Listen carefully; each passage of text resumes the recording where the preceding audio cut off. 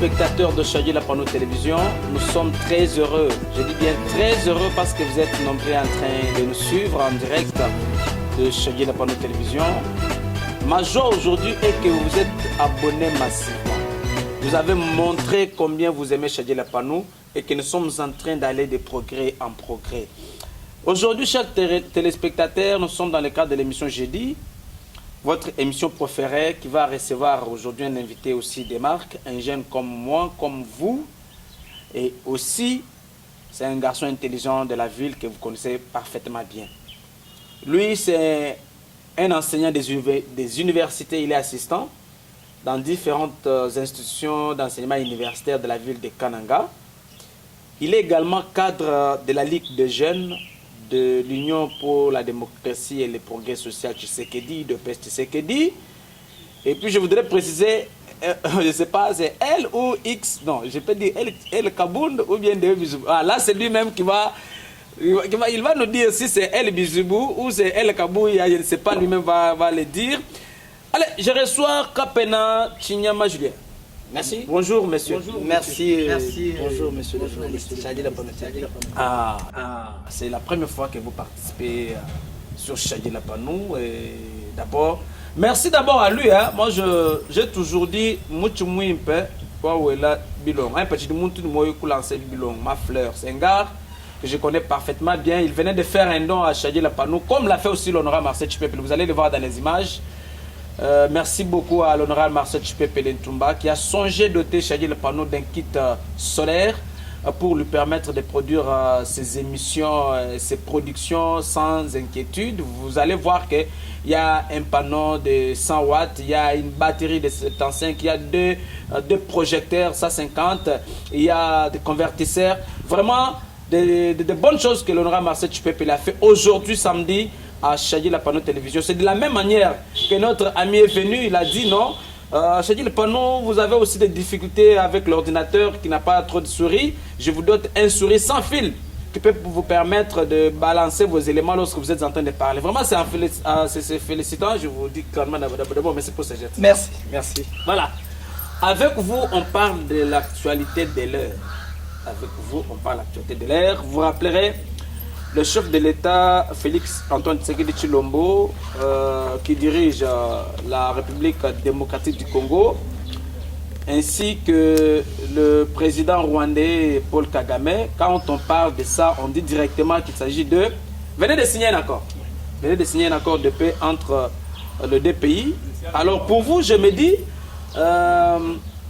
vous êtes venu parler de cet accord. Comment est-ce que vous trouvez le contour de cet accord?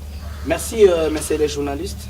C'est un sujet que nous devons tous mettre la main dans la pâte parce que ça nous concerne, nous tous. Ça concerne chaque citoyen congolais. C'est pour la vie, c'est pour la survie, c'est pour la continuité de la vie paisible des citoyens congolais. Si nous pouvons parler d'accord aujourd'hui, accepter que nous puissions commencer quelque part, afin que nous puissions arriver aujourd'hui de la naissance ou bien d'une série d'accords et de déclarations que la République démocratique du Congo est en train d'entamer et de signer au travers la mainmise, au travers la diplomatie agissante de Félix Antoine Tshisekedi, le chef de l'État. Si nous parlons de différents accords, monsieur le journaliste, prenez-moi l'accord du 24 février 2013 avec l'accord signé à Addis Abeba. Je ne vais pas faire de commentaires sur ça. Mais je voudrais que nous prenions l'accord d'avril 2013. Là, il y a à boire et à manger. Ici, je commence pour dire, si vous êtes Congolais partout où vous vous retrouvez, et qu'il y a moyen, il y a possibilité que vous signez quelque chose qui engagerait les pays demain, en tout cas, il faut vous rendre compte. Nos amis qui sont allés dans cet accord-là, dans cet accord-là, dans son article 7, on dit que, afin de faciliter l'intégration des cadres politiques du M23, et c'est considéré comme tel, le gouvernement de l'RDC s'engage à les faire participer dans la gestion des institutions nationales par le biais des gouvernements centrales, diplomatie. Donc ça, c'était à l'époque. C'était à l'époque 2013. Je commence pour dire que si vous avez une occasion de signer quelque chose, faites attention. Voilà. Ces gens ici, en 2013, ont accepté que les cadres politiques de M23 devraient intégrer le gouvernement, les gouvernements provinciaux, les entreprises publiques, l'armée, la police. Ce qui est grave, c'est que vous avez cité l'état-major. L'état-major, les piliers de la sécurité d'un pays. Quelqu'un qui vous a combattu hier, un commanditaire, un cerveau central hier, aujourd'hui vous l'acceptez qu'il puisse venir participer. Et ça, c'est avec Joseph Kabila. Ça, je voulais le dire. Ce n'est pas Joseph Kabila, personne qui est allé là-bas. C'était le pays qu'on avait engagé. Parce qu'ici, il n'y a pas le nom de quelqu'un, il n'y a pas le nom d'un individu. On a engagé la vie d'un pays entier ici.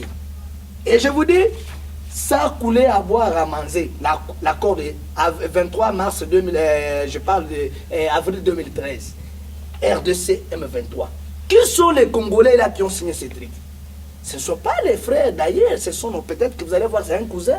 Vous allez voir que c'est un frère, vous allez voir, c'est une parenté. Ils ont accepté de signer ça. Dire oui à l'article 7, j'insiste. Parce qu'il y a 5 articles où on a fait voir que la RDC doit s'organiser, doit avoir l'intégrité du pouvoir, mais l'article 7 tue cet accord. Ah bon? Ça tue. Et j'avance. Voilà. Le 27 juin 2025, avec notre première ministre, la ministre chargée des Affaires étrangères, il y a eu accord de paix entre la République démocratique du Congo et... Là, nous sommes en 2025. Nous sommes en 2025. Le 23 juin, signé récemment à Washington. Voilà, avec beaucoup de précisions. Là, ce n'est pas la RDC avec le mouvement du 23 mars, mais ici, c'est avec le pays agresseur, le Rwanda. Le pays agresseur, le Rwanda et la RDC. Et comme médiateur, nous avons vu ce qu'on appelle les États-Unis d'Amérique qui s'est pointé là-bas. Et d'abord, avec Donald Trump. Avec Donald Trump lui-même, qui était trop... Et il y a eu même... vous allez voir, Jean est en train de faire l'effort pour nous faire voir comment ils ont signé cet accord. Il y a même la bénédiction, une prière qu'on avait faite. Il y a une prière, à cette occasion-là, il y a eu même une lettre adressée au chef de l'État. Voilà. Pour continuer, quelle est l'origine du conflit entre les Rwandais et les RDC? C'est cette dernière, donc en termes d'origine, l'origine fait suite à la guerre qui s'est surgie au Rwanda. C'était en quelle date? Voilà, Tutsi et Hutu. Nous avons, nous, Congolais, entraîné un afflux massif de réfugiés. Et là, nous les avons bien accueillis. Nous les avons bien accueillis. Ils ont profité de l'accord de 2013 avril. Les gens qui sont venus, les Bayamouyenge, qui sont venus, compliqués, sont en train de gouvernement central. Nous avons eu RCD. RCD qui a eu la promesse. Vous vous rappelez que nous avons hérité de RCD. Pendant la guerre, on a distribué que ça centrale était dans les mains de RCD. Exact. Les guerriers. C'était en 2013 que nous avons connu tout ceci. Et maintenant, quand il y a eu l'accord entre RDC et Rwanda, pourquoi cet accord entre RDC et Rwanda? C'est parce que les gens qui nous entourent, les gens qui nous combattent, on a trouvé leurs origines. On trouve, on dit non. Mais ce sont des sujets rwandais. S'il y a des commanditaires, s'il y a des cerveaux moteurs, ce sont des gens qui ont accepté de bien vouloir nous combattre.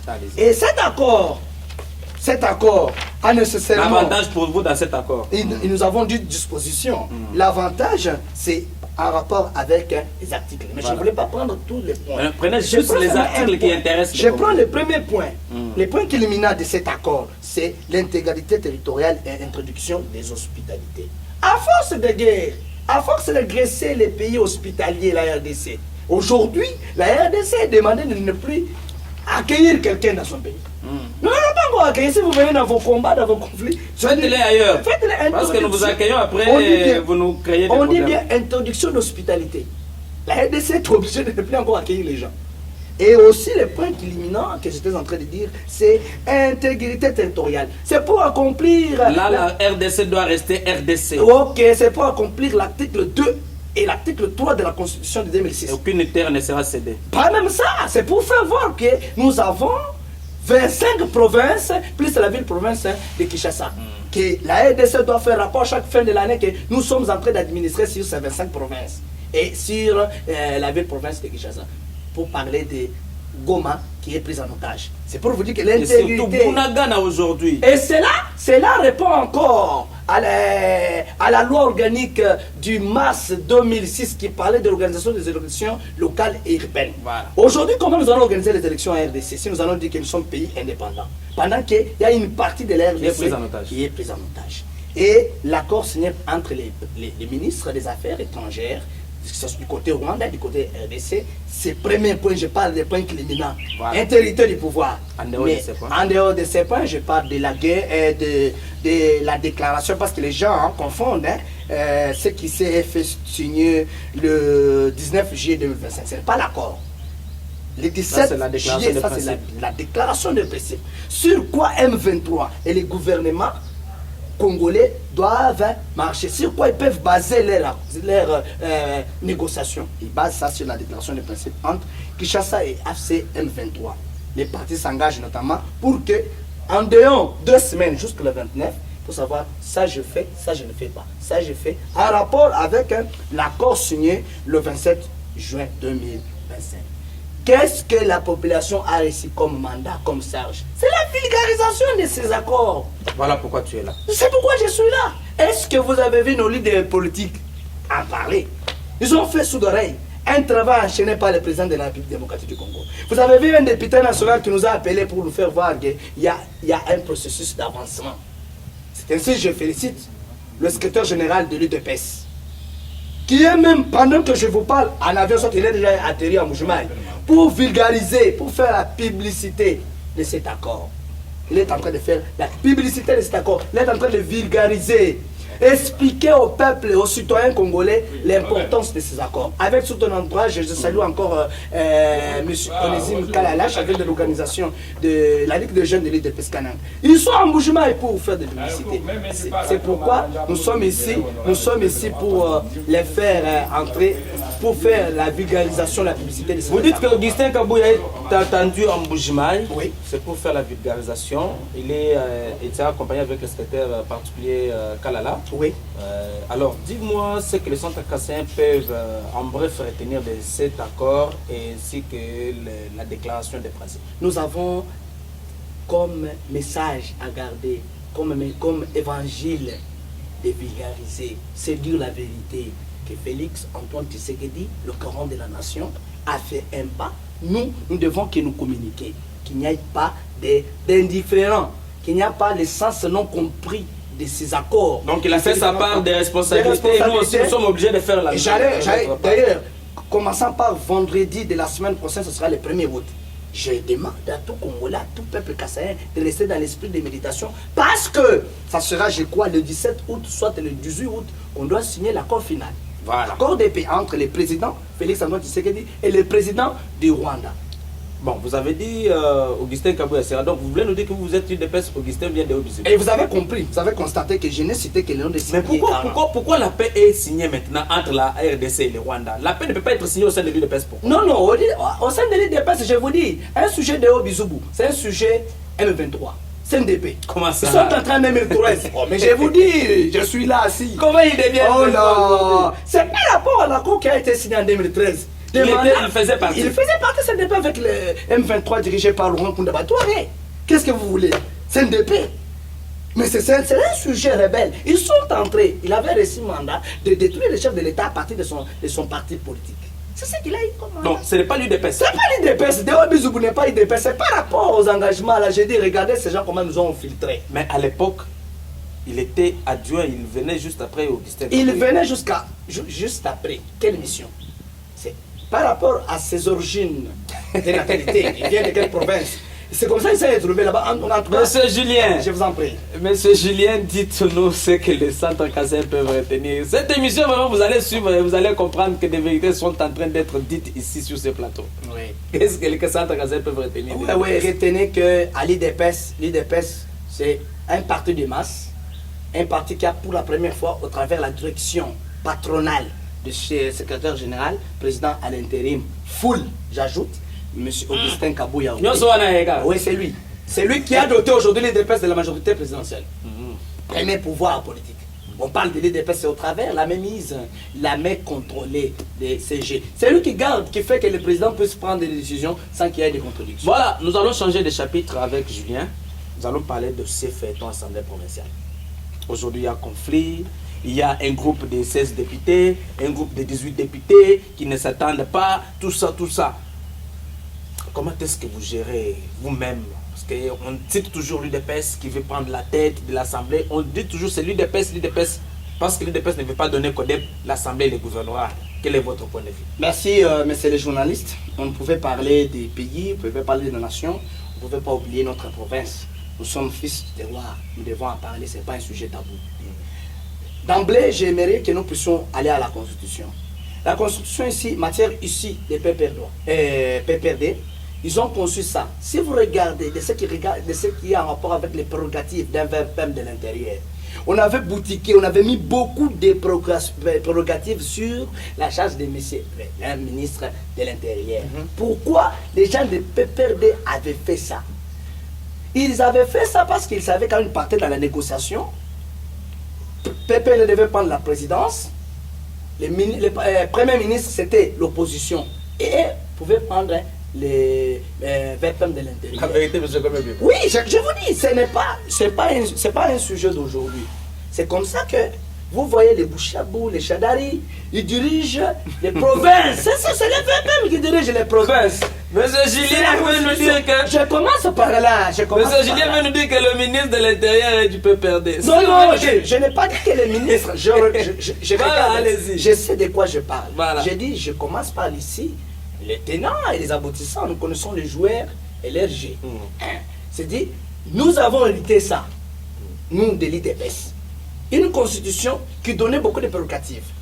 À titre d'illustration, quand on entre dans les conseils des ministres avec le président de la République, il y a communiqué du président de la République. Dès qu'il termine sa communication, c'est le VPM de l'intérieur qui prend parole. Il donne l'état de la nation, l'état d'esprit de la population. Pourquoi le Premier ministre, nous avons la Première ministre ne parle pas. C'est la Constitution. Et je reviens pour la province. Est-ce que nos députés ici peuvent réfléchir comme moi pour dire, lorsqu'on a élu ces députés, nous étions les premiers à les féliciter. C'est une assemblée remplie d'intellectuels. Nous avons quand même les courages. On a dit que cette fois-ci, nous avons l'Assemblée. Nous avons l'Assemblée. Et nous les avons élus pour être membres du bureau. Toutes les couches rassemblées là-bas. Nous avons des assistants là-bas. Vous avez des journalistes. Vous avez des pédagogues. Vous avez des psychologues. Ils sont là. Ils se connaissent. Mais pourquoi rester dans ce que j'appelle moi un terrain mesquin? Pourquoi rester dans ce qui est sectoriel? Moi, je suis seulement des Bénins. Je dois collaborer avec les Bénins. Où est l'intérêt? Pour continuer, monsieur le journaliste, nous sommes une jeunesse avérée. Voilà. Où est le rapport de l'enquête de TOA? TOA Investment. Où est le rapport des biens et services de l'État mis en vente par nos députés? Est-ce que vous nous amenez seulement pour... Des matières qu'ils devaient faire, mais elles cherchent à se diviser pour... Où est-ce que... Aujourd'hui, la province est en chantier. Est-ce qu'ils ont compris l'intérêt de la population? La province est en chantier. De l'Est à l'Ouest, du Nord aussi, de la province, nous sommes en chantier. Il n'y a pas un véhicule qui peut aller à Dimbélém aujourd'hui, arriver la même chose. Il n'y a pas un véhicule qui peut aller à Ndimba.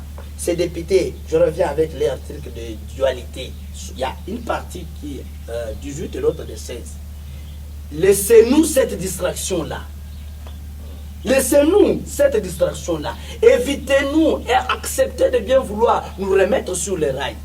Et que la jeunesse ne soit pas impliquée dans ces... Vous êtes 34. Vous dirigez une province qui a combien d'habitants? Vous parlez au nom de combien de citoyens? Vous êtes 34. Vous parlez, ils ont plus de pouvoir. Ils ont plus de pouvoir. Vous-même, vous n'êtes pas capable de vous réunir. Si dans un village il y a des conflits, on accepte de réunir tous les villageois. Tous les villageois. Qu'en sera-t-il d'une assemblée constituée de 34 individus? En termes d'individus, je ne vous ai pas déshonoré. Vous êtes les honorables, vous êtes à respecter. Vous pouvez vous... Si je vous comprends bien, vous n'êtes ni pour X, ni pour Y, mais vous les invitez tous. Je les invite à une union. Voilà. Nous devons combattre. Vous devez avoir des bouquets de fleurs. Le mandat est en train de terminer. Il y a un point. Les jeunes, il y a les jeunes qui sont derrière ces trucs-là. Nous allons brûler. Instrumentalisés. Hein? Vous avez brûlé les bus à l'Assemblée. Qui a payé d'autres? Vous avez brûlé les instruments, les matériels de 5 sentiers, parce qu'il n'y en a pas. Hein. Ce sont des sujets que les députés s'ils peuvent faire des enquêtes, là ils n'en font pas. C'était parti où? Ça jouait partout, chez les jeunes. Et c'était toujours les jeunes instrumentalisés. À l'époque, si aujourd'hui nous avons des ravins, il faut qu'on se le dise, à l'époque les jeunes étaient instrumentalisés pour faire partir GREC 7. Oui. Aujourd'hui GREC 7 est parti, nous avons des ravins. Nous avons beaucoup de choses. Alors cette jeunesse doit toujours rester à être instrumentalisée. Oh l'autre vous avez marche, l'autre vous avez... Vous allez marcher pour gagner quoi? Parce qu'on vous donne 10 000, 15 000 francs, vous mettez dans des poches et vous achetez des mégas. Comment quelqu'un que vous avez donné mandat, il part et échoue dans sa mission quotidienne, il revient encore à vous. Bon ça la marche. Nous allons faire la marche pourquoi? Je vous dis, et toi jeune, je te demande, je te supplie, quitte la politique, tu n'es pas politicien. Parce que quand il y aura changement du gouvernement, quand il y aura changement de bureau, je ne verrai pas 20 jeunes là-bas à l'Assemblée. Je ne verrai pas. Et même lorsqu'ils seront payés, est-ce que vous appelez ces jeunes-là venir prendre aussi l'argent pour nous faire payer? Nous avons vu des autorités ici dans la province. Il faut être comme Richard Kalenda qui se débrouille avec ses marchandises sur le marché, il vend ses batteries. Il faut être comme Chadila Pano TV, il a sa chaîne de télévision autonome, il fait ce qui lui semble, il fait quelque chose qui peut booster la province. Et aujourd'hui, vous jeunes, je vous interpelle. Revenez en vous-même. Construisons le Congo de demain.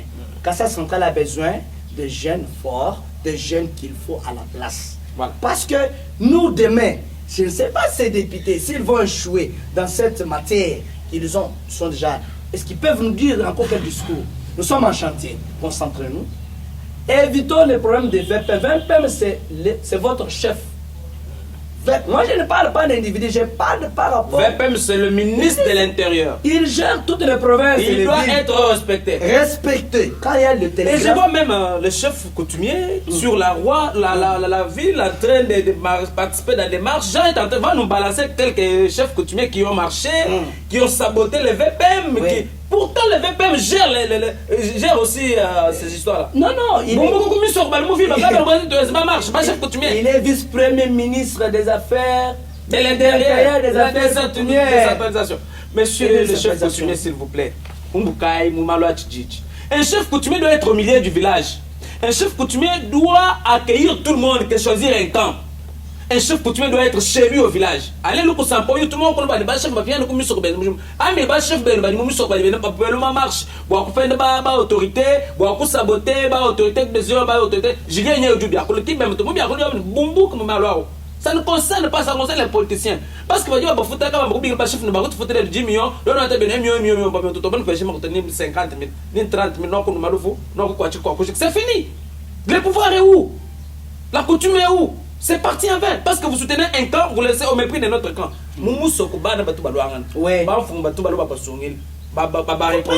les rôles que les chefs coutumiers ont fait, c'est lesquels pour réconcilier des partis. Rien du tout.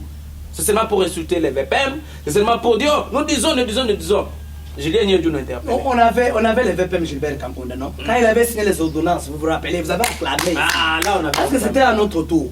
Mais aujourd'hui, nous avons encore un VPM, non? Délit de peste toujours. On avait Gilbert Kamponda. J'ai commencé par de la Constitution, monsieur le journaliste. J'aimerais terminer. Parce que nous sommes vers la fin. Merci beaucoup. D'abord, en premier lieu, nous disons merci, nous félicitons, nous encourageons tout ce qui est comme démarche entreprise par le président de la République, Fachi Béton, le garant de la nation, le garant de toutes les institutions pour son bon fonctionnement. Il veille nuit et jour pour que nous puissions avancer.